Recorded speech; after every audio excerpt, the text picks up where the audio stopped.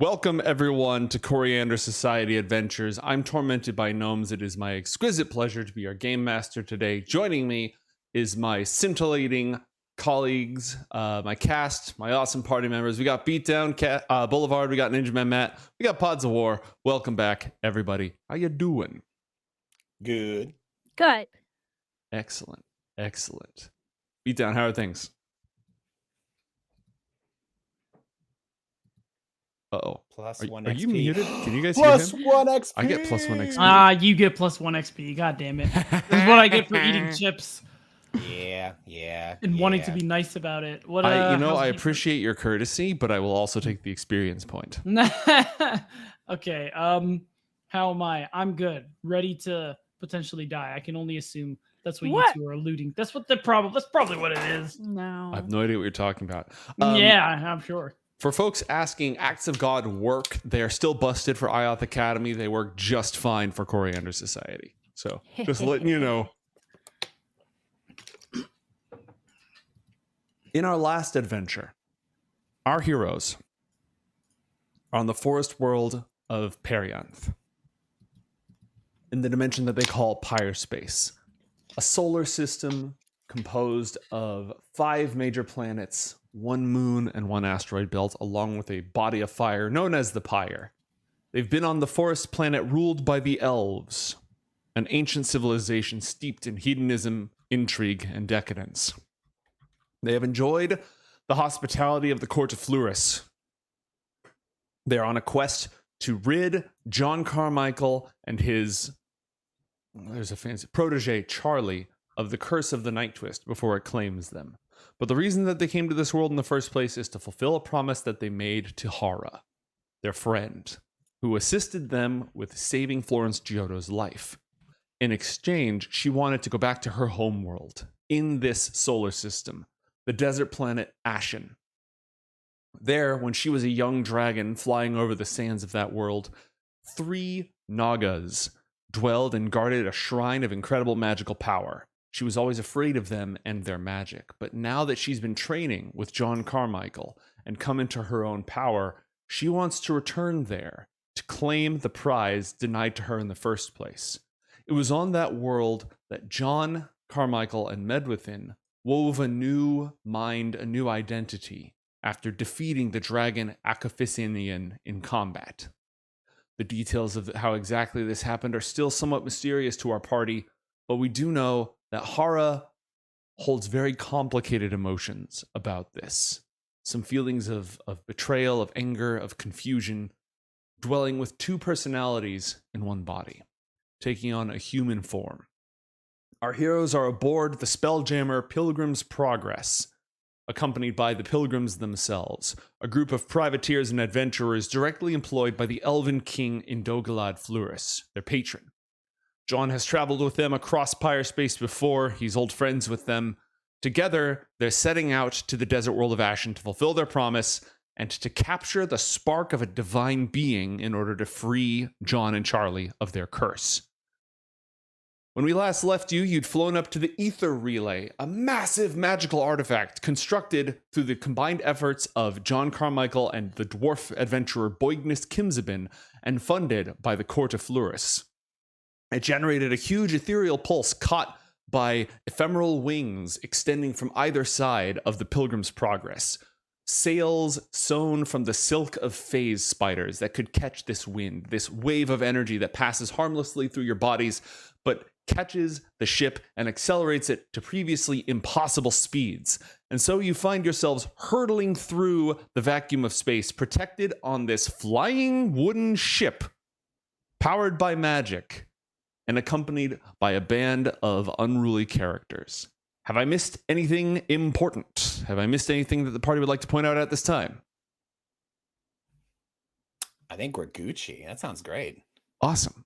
Oh, I missed one thing, actually. Mm-hmm. Last time we played, I said that John didn't have a gift for Nazim, and I was incorrect. I was looking through my list and realized that John had gotten him from Lacunians a stress ball, because he gets a little hot in the collar, and yeah, figured he'd appreciate it. So John did want to give him the stress ball. All right. Excellent. Excellent. Now, normally, travel time between adjacent worlds with a minor spelljamming helm like your ship possesses would take 2d6 plus 2 days, so anywhere between 4 and 14 days. Yeah. And that's to go from one world to the next. Yes. Perianth is the 4th world in this system, and as you make your journey, you're able to pick up bits and pieces about this place, Gastone and Asena, since you haven't been here before. You're surrounded by a crew of well-traveled spacers who know their way between the worlds. They tell you a little bit about this system. Perianth is the 4th world from the Pyre. That's why it's a little bit cooler. You've got that temperate autumnal forest atmosphere. The next closest world is Quelia, covered almost entirely by water, believed by almost everyone to be the home world of humans as well as halflings. But the halflings who live on the scattered islands across this world tell tales when they had to defend themselves from invaders from the deep without the help of the tall folk. So humans haven't always been on this world, and you are a handful of the people who know the truth, that the humans of this world actually came long ago from Lacunians. Yeah, John actually would step in and make a point that until we have a chance to speak to more seasoned leaders in this world, we should keep that on the down low. And he poignantly looks at Asena when he says this. Why do you single out me? I think the better play would have been to just pray that she forgot. Not gonna lie, John. I just want to make it abundantly clear. I know that you've been practicing with your mind talking doodad, and it's very, very important. I didn't want to leave it to chance, and I know that you keep your promises, so I know as long as you promise you're not going to do it, there's nothing to worry about. Oh. Well played, John. Well played. I promise not to tell the halflings or tell anybody. other people. Don't tell anybody. I that think there used to be an existence Okay. without humans, and they've conquered their planet. I don't like the way you said that. Yeah, that was a I guess weird that's wording. as good a promise as any. I think the intention is there. Yeah. Well, John, that's good enough My for lips you. are sealed concerning believe her. Quelia. Also, your mind's lips, right? The lips of What? the mind. What's a The mind's lips of lips? the mind. Yeah, you saying your lips are sealed sounds like a loophole. That's all. Yeah. Yes. And Verdura, not just Quelia, but Verdura. What's Vidura? The other Verdura place that the is the humans that are second humans. Yeah. world from the Pyre. It is because it's so much closer to the Pyre. It's a lush, hot, sweaty planet covered with the planet itself is not literally sweaty. While such phenomena Nope, it's do canon. exist It's canon. out in the multiverse, Verdura is not one of those worlds. It causes sweating. It is not itself sweating. Wait, did you just name a world that is sweating? I can't name one. I don't have one off the Oh. top of my head. Oh, But he is I sorry, saying I there's likely misinterpreted one what that you is said. sweaty. Yeah. Okay. Sorry, go on. I thought you just like off the top of your head be like, yeah, no, this planet is sweaty, but not this one. It's like, wait, what? I It's think like it's of these Ego. these Ego's the worlds, sweaty planet, one right? of these is sweaty. Well, isn't Quelia pretty sweaty, technically? Quelia's a water fairly world. sweaty, but there's Yeah. definitely sweatier out there. Okay. It's not like the sweatiest planet. Quelia, we're not the sweatiest. But Verdura is a planet covered almost entirely by jungles. Incredibly, like the tropics cover most of the world. Long ago, there were humans there, but they were all transformed into the Yuan-Ti, a people, a species of serpent people. That's the first Wilson? world that John emerged on. He's had some adventures there. The lost temples of that planet are said to hide all sorts of treasure and magic and secrets of the ancients. But it's very dangerous to go there. The humans of Quelia, because their world is mostly ocean with some scattered islands, they have difficulty getting lumber, so they have to buy all their lumber from the elves, who charge them a pretty penny for it. Sometimes they'll try going to Quelia or to Verdura in order to harvest lumber there, they usually get eaten by snake monsters. That tends to happen. But they do have trees, though. They're just really particular about not cutting them down, is all. Mm-hmm. It's a religion thing. It's kind of a limited resource thing, I think. Yeah, there's limited trees on Quelia, so it's hard to build like a whole lot of wooden structures and ships and things like that. But there's the a elves lot are like, of glass structures. we like couldn't so possibly much disrupt sand. the delicate balance of nature on our world. So in order to protect those precious beauty, we're going to have to charge you a whole load for our precious wood. I how do I say this? Their minds are gonna explode when I tell them about stone.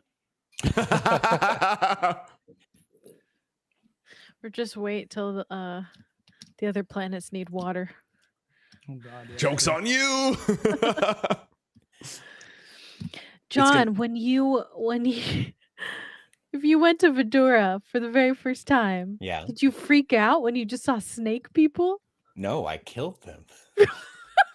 I mean, one could I mean- define that as freaking out. In my defense, they tried to kill me. I popped out of a ziggurat. At first, they thought I was their god. Then they realized very quickly I was not. And that's actually, and John kind of motions over towards the rest of the crew. This is where I met the pilgrims. Not here, but on Verdura. They were actually in the midst of a, I think, was it in Dogalon that had hired you to go there in the first place? That was our very first job with that Yeah. stuck-up elf. A very generous, prosperous, and sponsor of our whole organization, stuck-up elf. Don't forget the product activations here, folks. But that was just it. They actually were leaving a nearby ruin. As I was running and they were running, we came across each other. And I actually, this is where he motions over to Lonnie and Tenkobel. I actually had pulled some explosives, high explosives, something that I had brought from home. And we made a big kaboom to make our getaway. It was terrifying, but thrilling. That was an adventure. It was sheer luck. We happened to find the Temple of the Feathered Serpent, and we stumbled upon you. But the closest world to the pyre is Ashen. That's where we're going. And it's going to take us, let's find out how long, because you're using the ether ray. So normally it would take you up to 2 weeks to go from one world to the next. So up to 2 weeks to get to Quelia, then up to another 2 weeks to get to Verdura, then up to another 2 weeks to get to Ashen. But the ether relay cost makes it only take half as long. So let's go ahead and just run some quick maths.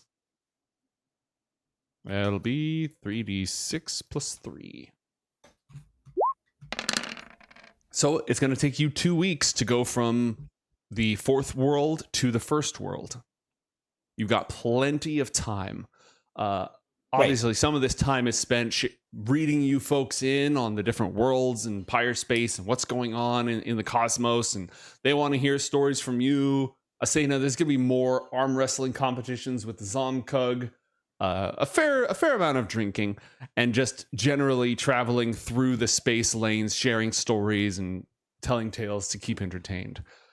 Let's go ahead and say, Gastone, how are you spending these 2 weeks of travel? Is there anything you want to happen along the way? Any vignettes, scenes, etc.? +1 XP. Doth mine ears Damn deceive it! me, or hath I received another experience point? Yeah. Okay, well, luckily I'm done eating, so this shouldn't happen anymore. All good, But, all good. Better silence than crunching.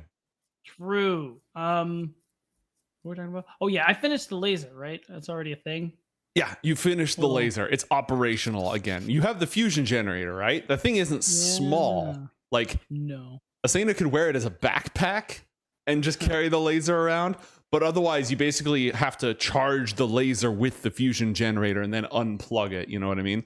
Oh, no, you're not talking about her repeating laser. You're talking about the atomic yeah. ray. Yeah. The little handgun looking thing. Yeah, the atomic ray. That is stabilized. It still counts right now as one of your improvised gadgets. Mm-hmm. Would I be able to make it just a regular one, or would I have to be in like my lab to do that? Out here without the proper tools, it's going to be difficult. I would like you to roll a Tinker's Tools check, please. Cool. Ignore me. Everything's fine. Nothing's broken. This is real. I firmly believe you.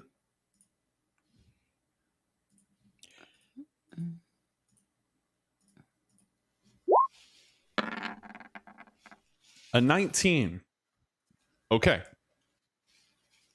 You are able to make it no longer take your improvised weapon stat, but it still has the what's the word I'm looking for? The experimental property. Meaning that it's not 100% reliable. Until you get back to your lab, there's still the possibility that something unstable happens with it. Speaking of unstable things. Oh, God. Uh-oh. I thought you were going to call me unstable. I thought you were going to lean that way too, and I was very confused. We're being watched. I got a bad feeling about this. Somebody is watching the party.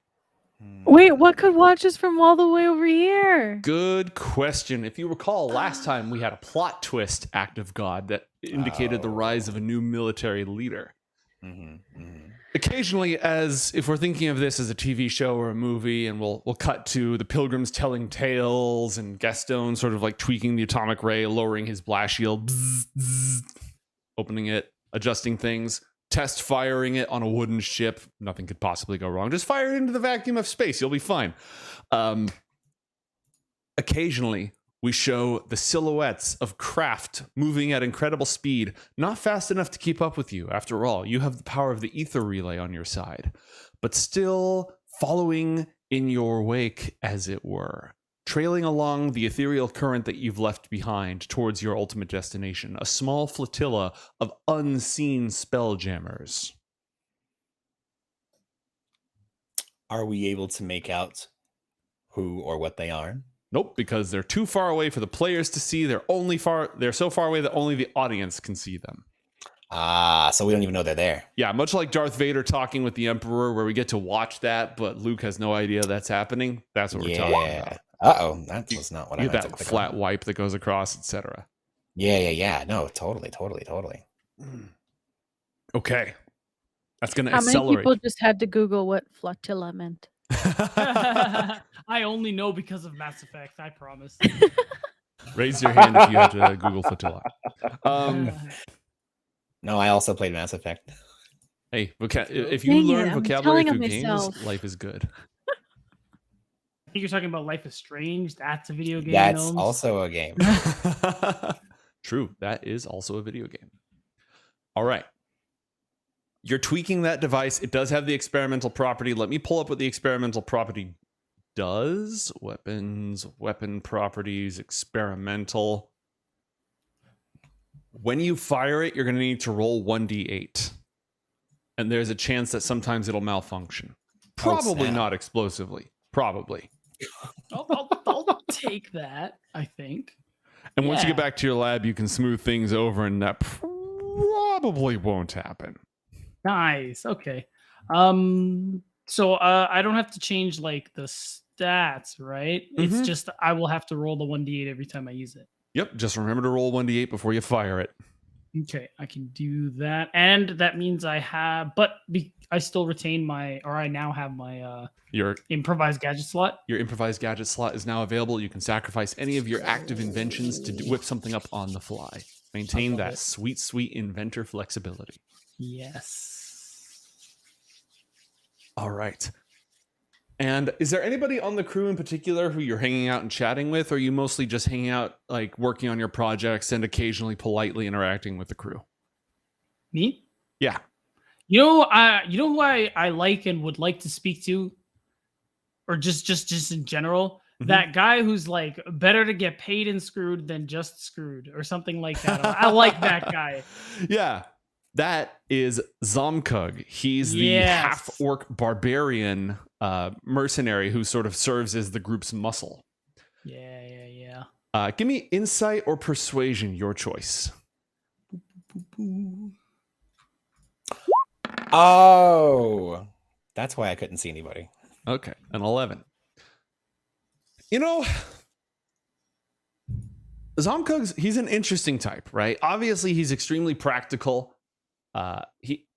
from the outside, it seems like he doesn't really care what they're doing as long as he's getting paid. But there's sort of a philosophical undercurrent to it. He practices every single day. He's extremely focused. He doesn't usually say something unless he's got something to say. His outlook on life is nuanced, even if it's basically that we're all sort of cast adrift on the winds and we might as well make our fortune. The other thing about him is that he is blunt. He's blunt and he can be rude at times, but never with malevolent intent. He's not abrasive. He's not like mean. He just, when he speaks up, he speaks his mind. And he does like a good drink. Nice. Where do I usually find this guy? Or where are we in general? Let me make sure that you can see where you're at. I've just got everybody sort of down here on the deck. Not everyone's always down here in the common area, but it's the most common place to find people here, or in like people will be playing cards or shooting billiards over here in the cabin. You've got various cots. You've got, I think these are, storage over here for supplies. This whole ship, it's called a tradesman, and it's been heavily, heavily modified. It was originally designed on Quelia as a transport ship just for trade, right? But this one's obviously had a lot of enhancements. And even though those enhancements are magical rather than mechanical, you can tell they've been on a lot of adventures. They found a lot of treasure. Maybe done some slight raiding in their time. But they've been paid well, and they've made a lot of changes for comfort and for effectiveness. Okay. Yeah, you get on. Go ahead. I was gonna say, I challenged him to a game of pool. A game of pool. Sweet. I'm gonna say something like, I don't know, you're the hired muscle, but muscle doesn't always mean finesse. I don't know. Just kind of just a nice little jibe. Be like, come on, man, let's see if he can handle the delicate stuff. All right, sweet. Roll an intimidation check for a nice little jibe. Okay. All right. See, this is the thing. Sometimes I have to roleplay incredibly charismatic and suave characters who are good at flirting, repartee, or math. And in those cases, I like to use my imagination and dice because those are a lot better at that crap than I am. So, he'll absolutely take you up on it. Anything on the line? Nah. Just for fun? All right. No, he'll do that. Cool. What we're going to say is give me a sleight of hand check. I think that makes the most sense for shooting pool. A 12. I have disadvantage from chat for a pun I made last week, so I'm going to go ahead and take that. Shout out chat. Oh, yeah, he absolutely beefs it. Just scratch after scratch after scratch. You pretty easily take him down in a game of pool. But he has fun. He's a good sport. Not the most scintillating conversationalist, but definitely the two of you hang out, shoot pool, exchange some friendly insults, and go about your business. Awesome. You get what you wanted out of that? Yeah. All right. John, how are you spending the 2 weeks in transit? Well, you gave me 2 weeks, and that's a lot of time. I'm aware. John is going to be using it to do the thing that he loves to do when he has downtime. John is going to be crafting bullets, putting runic spells into his and his companions' armaments, and he's going to be offering spell tattoos first to his immediate party and then to the pilgrims.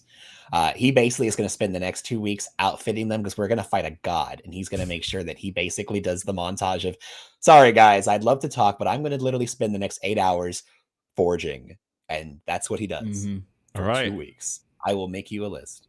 I was going to say, you got the math on all this? Because we have the rules, but... I have the math, I have the rules, I have the cost of money, and it's going to get pretty expensive, but it's going to be okay. Most importantly, though, I'd like to find out from my companions, hey, Asena, hey, Gastone, what do you want? I want to melt someone's brain again. I'm going to put that back in your whip, no problem there. The spell's going back in the whip. Oh, right. I forgot that's how that works. What tattoo did you put on me first? The invisibility? Invisibility, yeah. I feel like that came in clutch. We can do that again. Unless you have some other suggestions. Just giving you a heads up. Basically, I've got some pretty large coffers when I come to a world that has gold because, my stuff's actually useful here. So I've got quite a large number of reagents that I can use for this, but just imagining money cost, like you guys have, used money in this game before. Every time I try to put a spell akin to a invisibility effect, it's going to be a couple $100. Whereas if we get higher than that, it goes up into several hundred, upwards of like several thousand. Minor spells are like $20. So if you want like just like a way to disguise yourself or do a very minor thing, that's easy as pie. But otherwise it gets more and more expensive as time goes on. So you're saying 100 is a lot. I'm saying John is very happy to fill you up with tattoos. Just make sure that, if you ask for a really big one, then you're probably just going to get one or two. If you ask for a bunch of minor ones, you're going to get a lot more of them.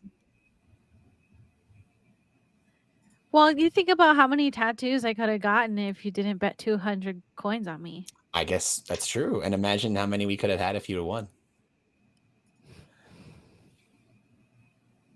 That being said, I believed in you then. I believe in you now. And it's fine. I wouldn't have bet it if I didn't have it. And I had it.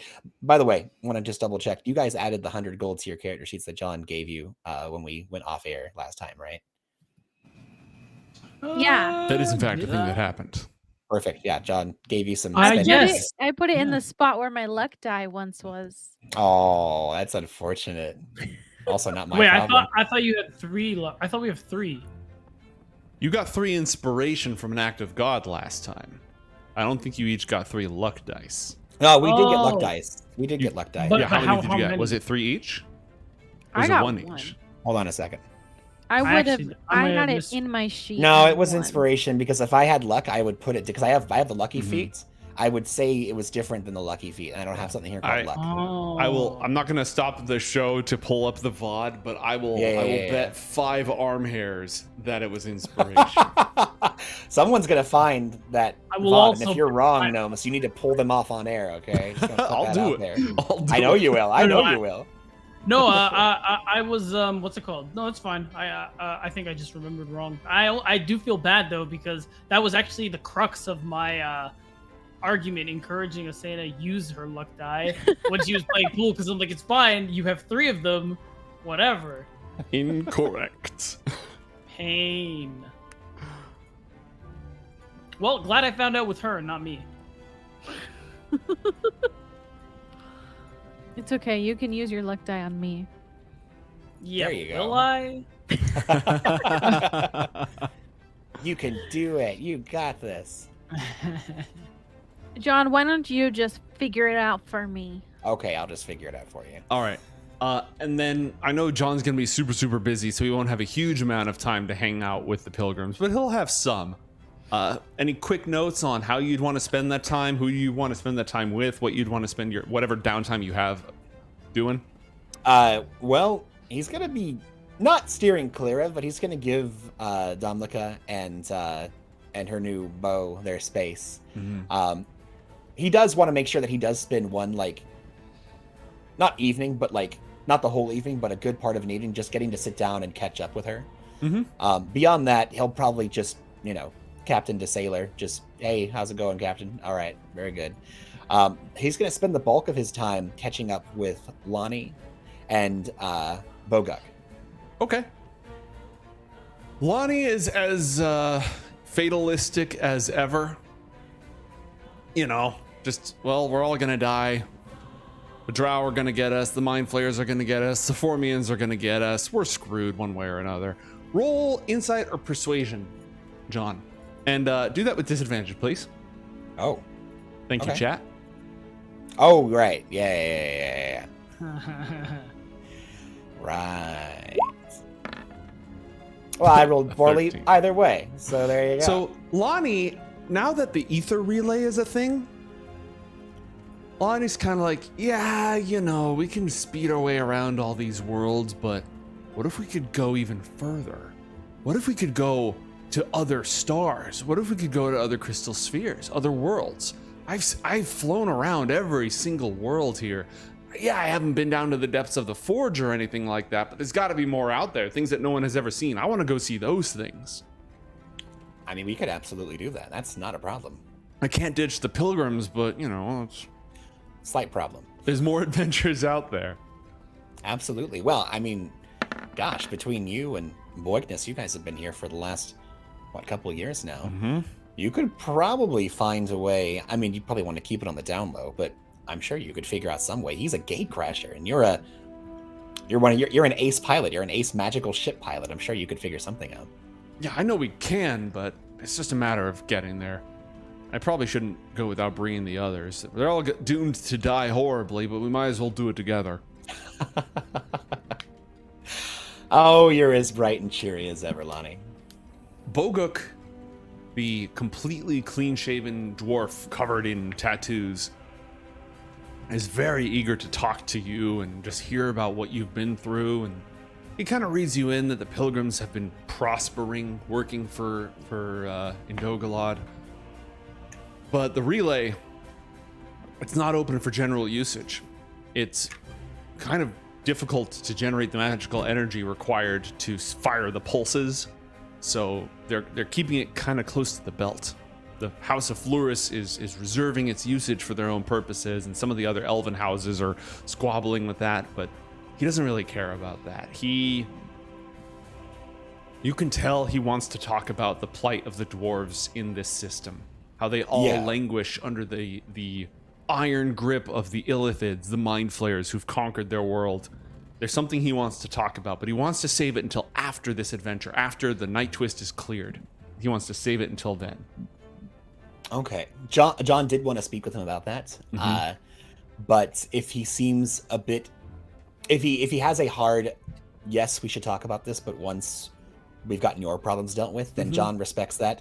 And just reminisces about old times. And he shares about both with Lonnie and with Boguk, and actually any of the pilgrims that come across during their interactions. He shares his tales. He elaborates a bit, and he makes sure to not he kind of glazes over during his darker times of kind of falling into a rut while in Northport. But for the most part, he catches them up on his adventures through Lacunians the first time around, and then tracking down all of the different elements of the Angel Killer case. Awesome. Asena, the pilgrims, they while they're all eager to see John, they're also trying to be really welcoming and friendly, and at least get you know, they already took your money in the arm wrestling competition, but they don't, you know, that was fun. They're not like, oh, she's a sucker. They're just like, hey, you know, that happens. How does Asena want to spend these 2 weeks? Is there anything productive she wants to do? And is there anyone in particular she wants to hang out with, talk with, etc.? First thing she's going to do is she is going to change clothes. Now that she doesn't have to be around the elves anymore. She was wearing her fancy dress for them specifically and would like to change back to her normal attire. All right. Back in adventure Asena mode. Yeah. I imagine that these the pilgrim crew have some sort of like sea shanties, and so she's probably learning some of those and singing along. Space shanties. Yeah. Wow. Sea space shanty. We're gonna have to make one now. I don't have one ready on the fly, but absolutely space shanties. Note I mean, to neither self. do I. Space shanties. All right, that's in the notes. Carry on. She's particularly intrigued with Waith and wants to spend time with the little creature. Okay. Waith is an interesting one. Waith is let me see if I can pull this up for you here. Very short, all things considered, probably the smallest member of the party. A jackal-headed, his eyes are completely white. He's covered in knives and armor. Matt, do you remember what waif means? Does it mean bag? Does it mean like sack? Yes, it's sack. It literally means sack. Mm-hmm. Why? Yeah, why? Waif is... Sorry, go I ahead. believe it was because so he reveres Haura, but I believe she had a bag and she gave it to him, and he was enamored with the fact that she gave him this bag, and the translation for bag in one of the languages that we had interacted with, like, we're like, oh yeah, the translation is waif, and he was like, that'll be my name. The gift that my god or goddess gave me is going to be my name now. And he was... It's a draconic word for bag. There you go. Perfect. Yeah, exactly. Oh my Haura was like, God. this is a bag, and he's like, that's me. And I I'm too bag. shall be bag. Yeah. Exactly. So yeah, that was ridiculous. Waith scurries around. His breath smells really bad. He just kind of like doesn't interact very well with everybody else. Always kind of itching and very, very twitchy. Roll an insight check for me, please, Asena. Okay.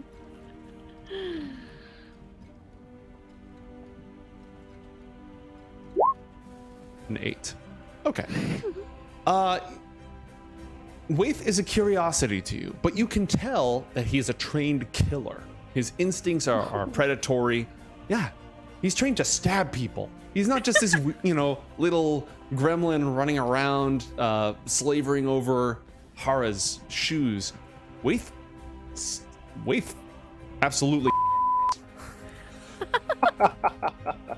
He was a lurker. Right.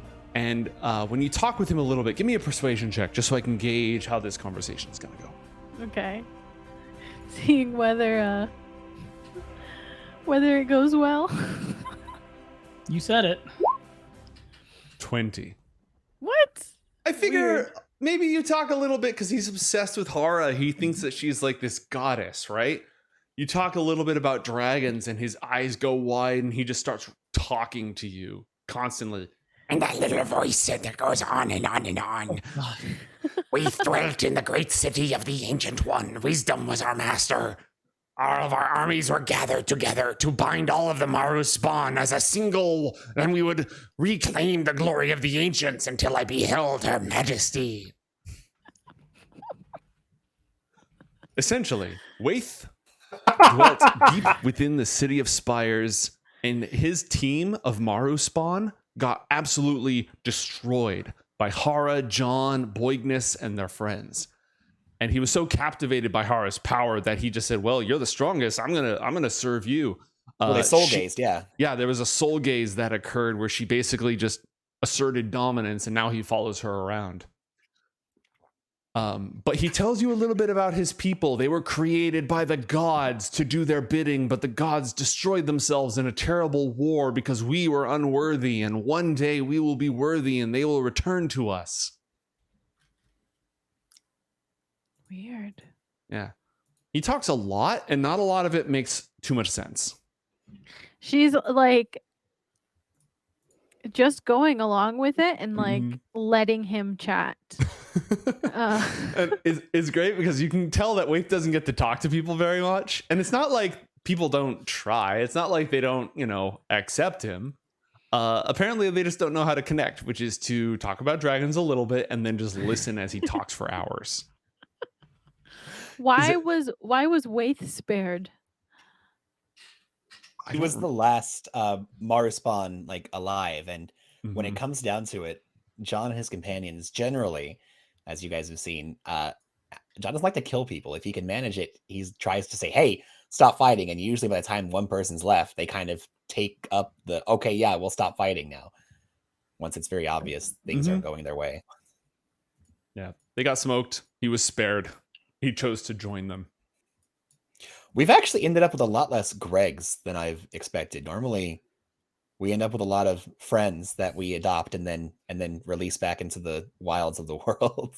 For those of you keeping score at home, Greg is the default name for any goblin who gets spared and then forced to act as a guide or minesweeper. Doesn't matter what your name was before. Now it's Greg. Oh. Or a cook or a, self-help analyst, just whatever we need, whatever you're good at. Is there anything else that Asena wants to spend these 2 weeks doing?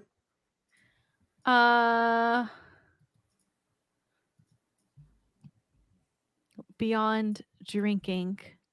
All right. And we already know she can hold her liquor. They've got some good stuff from a few different worlds. A lot of the elven supply, because they do jobs for King and Dogalad Fluris. So they're in good supply. But they have some Quellian rum as well. Captain Dominica is especially fond of it, but she'll break it out. This is a special occasion. I'm going to make a comment. This is not John. This is Matt, just because it's snarky and funny. Asena holds her liquor better than she holds her fist. Boo, boo, boo. Yeah. Anything else for Asena? I think that's it. All right. Well, that's not entirely it. Hello. Oh, I love seeing that orb coalesce. We've into a got card. this. I know we do. Each player character gains 2 inspiration. Heck yeah. Hey! And Thank just because I you. want to make sure that this is That's a worth nice our one. viewers' time, let's make it 3. Oh, snap. Hey! Dude. But I'm also taking that.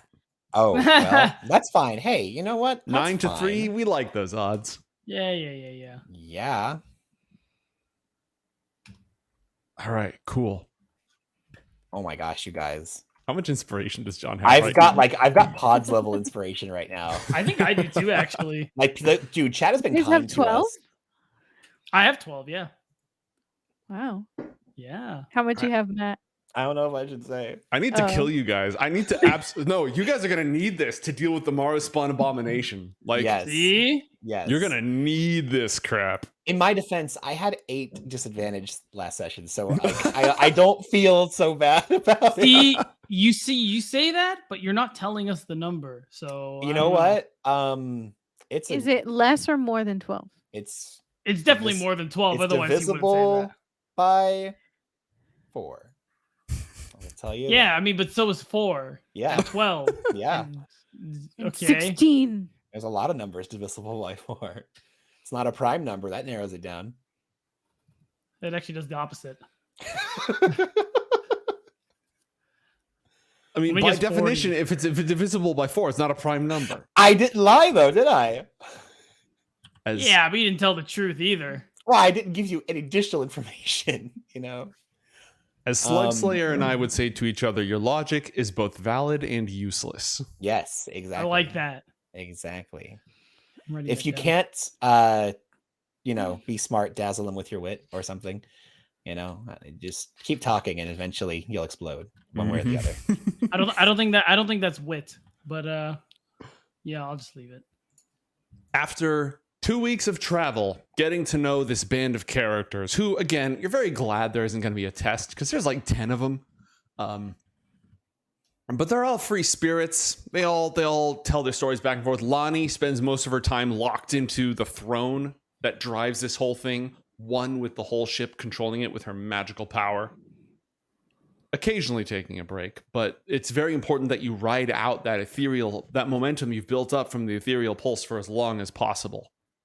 Boguk occasionally takes a turn at the helm, driving it with his magical power, but he's not nearly as good as Lonnie is. He's just good at going in a straight line. Lonnie's the one who's like the ace pilot. All right. After 2 weeks, our heroes emerge. The speed of the ship slows. And though you aren't really physically aware of it, because who knows how fast you've been traveling. You know what? Actually, to that point, Gastone, roll a science check for me. No problem. Nothing ominous about that. 20. Okay, let's see here. You haven't been traveling at the speed of light, but let's just say distance from, what's the 4th planet from Mars to Mercury?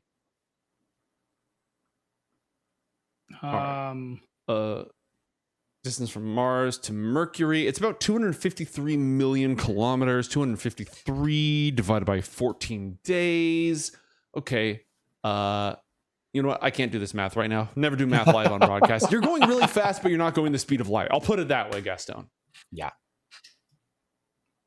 Anyways, our heroes arrive in orbit. We're going as around... fast as we have to go in order to make sure that we get there within a plot appropriate amount of time. I was going to say, I could do the math, but for now, you're traveling at the speed of plot. Do we accept this? Yes. I do acceptable. accept that. Excellent. We find ourselves in orbit of Ashen, the desert world, once known as Vorel, the homeworld of the Ulhar dragons, who have long since left this world. Most of them left this world to invade and conquer the planet Lacunians in another dimension. The Pilgrim's Progress orbits this world.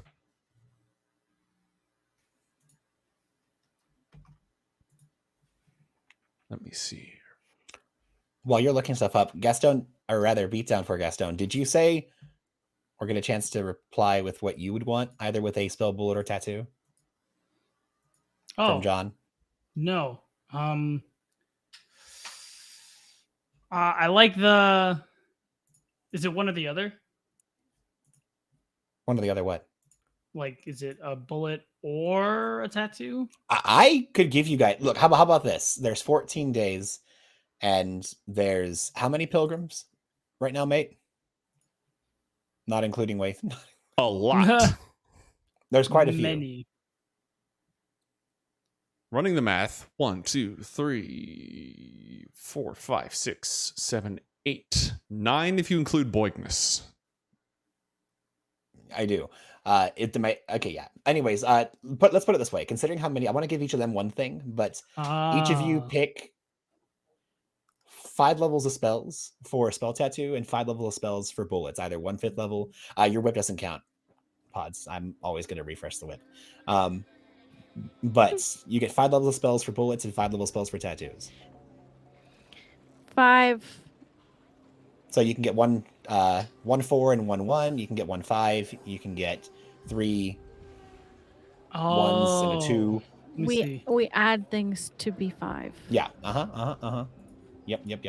Okay. Give me a minute. What level of spell is that black tentacle thing? That's 4. Okay.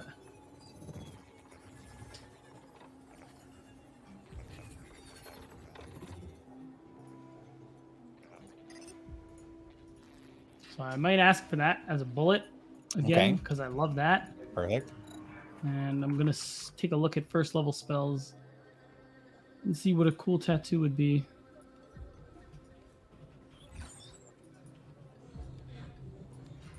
It sounds like some cool music or sound effects. I like that. I'm trying. Upgrade our production here and there, you know. Heck yeah. Keep things spicy. I don't hear anything. Do you have maybe I do. Roll20 enabled for stuff? For cool stuff? Checking here. I can hear it now. Yeah, I turned it up. I made it louder. Closest to the fiery sun is Ashen, a searing hot world covered by a desert of white dust.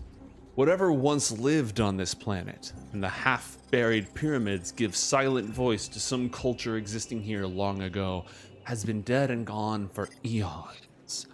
Despite their age, these ruins continue to attract treasure seekers from across the system, for the hordes of magic hidden beneath the sands are legendary. Oh, that's so cool. When you arrive in orbit, the pilgrims all exchange a look. They've had adventures on this world. Their last adventure with John was on this world when they lost him, when they thought he died, vanished beneath the city of spires. You are aware of 3 locations, and though there are probably many, many other hidden places in this world, you only know of 3. The lost city of spires, the Cronepsis Rift, and the Well of Wisdom. The city of Spires is the greatest settlement that belonged to the ancients, the Lacunians, who came here almost more than 10,000 years ago to establish a research outpost on this world of magic from their world of science. They became the epicenter of a powerful civilization that exerted dominance over the world through their superior technology, which they sought to unify with magic. Thanks to advanced robotics and cloning technology, they built a miniature empire on this world, only to collapse when their homeworld was consumed by a temporal anomaly in the summoning of the chronophage. Now the city of Spires is a legend amongst the treasure seekers of PYRESPACE, who don't know its forgotten origin, but tell tales about it in space taverns hidden in asteroids throughout the trail of the chain that once was the gnomish homeworld. They tell about the hideous undead and abominations that guard untold magical wealth within the city. The Cronepsis Rift is a secret location known only to John, Haura, and a scarce few others. For the Cronepsis Rift can only be found by those who have found it before. Named for the Watching God, the same god who the Shadow Assassins of Lacunians, the Vignar, now serve. Cronepsis Rift is a dragon burial ground where the ancient beasts go to die. Blue and brass dragons alike lay down their bones in this hidden location. It is a storm of elemental power. It is a place where John Carmichael has hidden a piece of the flesh of Kur, and it is also the dwelling place of two powerful ghostly spiritual guardians who watch over the bones of the draconic dead. And finally, what was once known as the Naga's Lair, the Well of Wisdom, is a shrine containing unknown magic. One thing that you do know about it, aside from a cache of the power of the ancients, is that it contains within it a body of water that reflects the true identity of those who stand upon it. It is this power that Haura seeks to fulfill your promise. If I recall correctly, when last we left our heroes, you knew you had to hit two of these locations. The city of Spires is where the Marrowspawn abomination lurks. It must be subdued and captured if the curse of the Night Twist is to be broken. The Well of Wisdom is the lair of the Nagas, and it is there that your promise to Haura can be expunged. Had you agreed to visit the Well of Wisdom first? Is that accurate? I believe so. Yeah, I think so. All right. Yeah, just in case we die with the godling. You will at least die with your promise fulfilled? Yes. That's honorable. Captain Domnica prepares the crew to descend. This ship is capable of atmospheric entry. It's also capable of landing in bodies of water, but Ashen is noticeably short on bodies of water. And mate, real quick before you continue, I didn't want to interrupt your awesome and well-spoken description. I was just buying time for you to do all the crap you're about to tell me, so go ahead. Well, I mean, I am doing crap. But I actually did have a question. I had a question about this last time, and we didn't really have a fantastic answer to being able to stop petrification or help against it. But John did have 2 weeks, and aside from creating a whole lot of cool stuff, I'm not sure if you had any ideas, but I did have an idea that I wanted to run by you. Hit me. John has a very high-level form of magic where he is able to turn the flesh of creatures to stone. Would he be able to find a way to tap into and reverse that spell and do the opposite? Okay. And King Indogalad promised you magic from his vault. So what 3 do you items, do? yes. Each of you receives an amulet that has the reverse incantation of flesh to stone on it. Oh. One time, it will activate to unpetrify you. It will only activate after you've already been petrified. Oh my gosh. So it's kind of like one of those things where, like, if you would drop to 0 hit points, you instead loose the amulet and drop to 1 instead, kind of a thing, but for petrification. Petrification, normally, the way that it works is you roll a saving throw, and if you fail, you start to turn into stone. You are restrained, and you have to make another save on your next turn or return to stone. And if you beef your save, you're instantly turned to stone. If at any point you are turned to stone, the amulet will deploy. Each of you has one of these. You will be completely restored in terms of petrification. All right. You've also been given basically effective. Asena wanted earplugs or something, and it doesn't matter if you can hear this howl that will turn you to stone, but you've each got items that 3 times will give you advantage on the saving throw against petrification. What did you say the name was called? You've got an amulet of defossilization and a charm of resistance. Okay, gotta Google that. I just made those up. Don't Google them. Oh no, I meant like defossilization. So I Oh, can the spell it spelling. right. Yeah, no, that's fair. That's a good take. It's not a word. Oh, okay. And So the charm of the resistance is the advantage. right, three the times charm advantage. resistance gives you advantage on 3 saving throws of your choice. So 3 Oh. times you can burn it to gain advantage on a saving throw. Doesn't have to be against the petrification, can be against virtually anything. But it only works 3 times. Defossilization.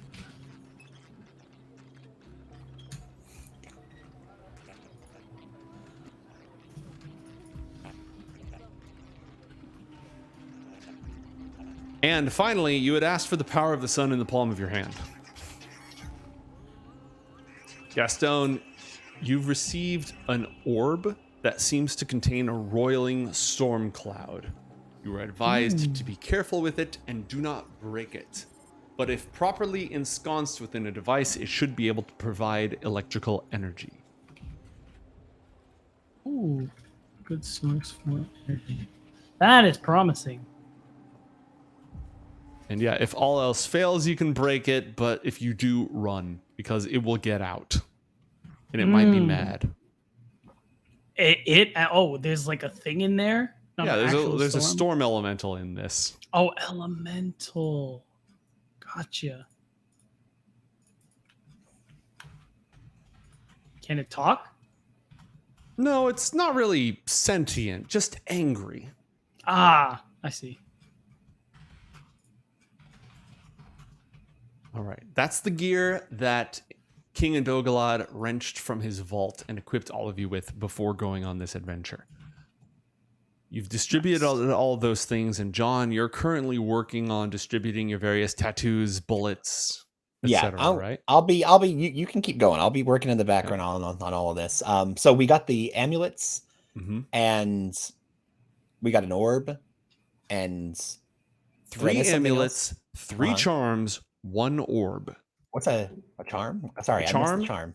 The amulet will instantly reverse petrification before breaking once. The charm will give you advantage on 3 saving throws before depleting. Oh, 3 specifically con or just like any saving throw. It's advised that you save it for the howl of fossilization, but you know, you do you, man. And that one, 3 uses and it's gone. 3 uses and it's gone. And he wants us, I guess. Now I'm wondering, are these just like completely empty, or are we just still returning them afterwards, and he'll do what he wants with them if we survive? I mean, these are kind of disposable items. You're welcome to keep them. Okay. Interesting. And then we got 1 orb, which was given to Gastone. Orb of storms or something. Yep. Very cool. All right. Now, Captain Domnica has a map of this area. Haura is helping her chart out the exact location. In order for you to reach this place, you're going to need to bring the Pilgrim's Progress down to the planet. The chief danger of Ashen is sandstorms. Hey, mate. Yes. Sorry, real quick, just to make it easy on Asena and Gastone, can you give them access to my character sheet so they can see John's spell list? Sure. Thank you very much. I'd be happy to do that. It makes it much easier than me typing this out. That's going to take years. No, for sure. While this is loading up, you're going to fly the ship down and lower the gravity anchor near the Well of Wisdom. All that Haura knows is that the Well of Wisdom is a tetrahedron, so a 4-sided dice, essentially. It is a large stone shrine guarded by 3 Nagas. There's a staircase leading up to the only known entrance. So, here's Captain Dominica's question. Who is in your away team? who's actually going, like, you're all going down to the planet, and they don't want to stay around too long, because if a sandstorm whips up, it's going to buffet the ship. And the last time there was a sandstorm, glances over at Haura surreptitiously, things got complicated. Yeah. Haura doesn't want anybody to go except for the four of you.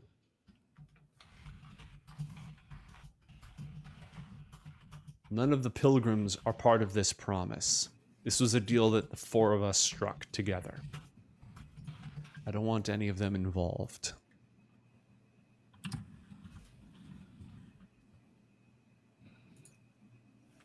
Do you think we could take it without them? Yes, I do. Well, why don't you want them to go? Is this happening privately with just the four of us, or is this in front of God and everybody? A mix and match. Some of this conversation is happening ahead of time, where she said out in front of Captain Dominica that she just wants the four of you to go down. Some of it can happen aside, like when you're going into the actual specific details. Gotcha.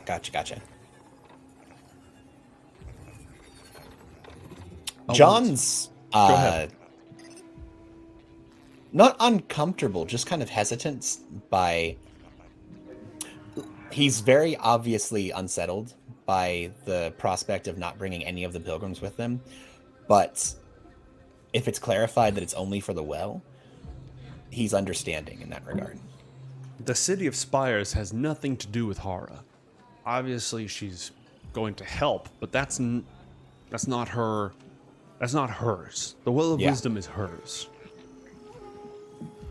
The whole point of this, Asena, is to show that the strength I've gained is enough to defeat them. I count you two amongst that. Count you and Gastone amongst that. She glances briefly at John as well. But not the rest of them.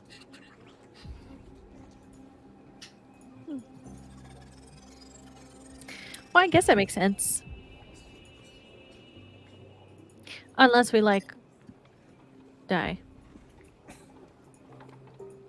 If we Wouldn't be start different to than any other die, day. stop. Ah, my favorite. Yes. Yeah, that's I'm easy. great at stopping dying. I mean, it's gotten us this far. Or run. I didn't Ah. ask any of you to die here.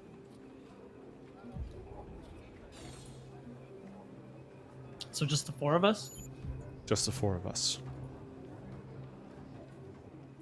Agreed? Okay. All right. Sure, I'm sure it'll be fine. We've done worse things. All right. With the four of you thus resolved, you'll go out. Captain Dominica will give John kind of a side eye, look at the lot of you, then shrug and just say, "The last time I let you out of my sights, I didn't see you for a year. We all thought you were dead. Do better this time, will ya?" I'll do my best, Captain.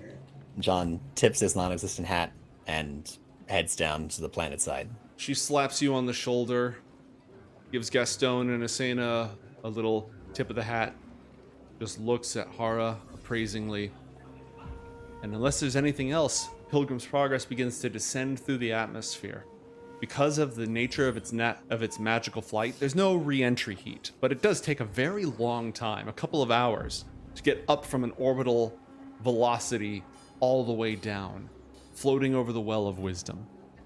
As you pass over, you're able to catch just a glimpse of the structure from very far away and in very poor resolution. While they're on the ship making their descent, John would like to question Haura about the nature of the Guardian Nagas, if she remembers any more about them specifically. He wants to try to nail down if she's aware if they were Guardian Naga or Spirit Naga. Okay. Roll a persuasion check, please, John. Persuasion.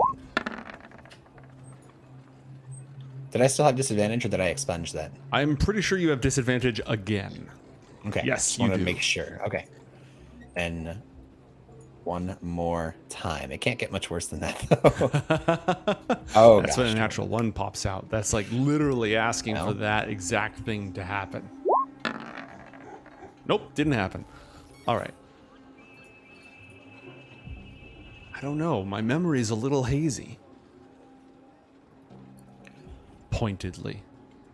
That's why it keeps going back to my spells. I'm like, why can't I see any of my stuff? Are Okay. you all in John's character sheet I meddling with it waited at a the little exact same bit. time?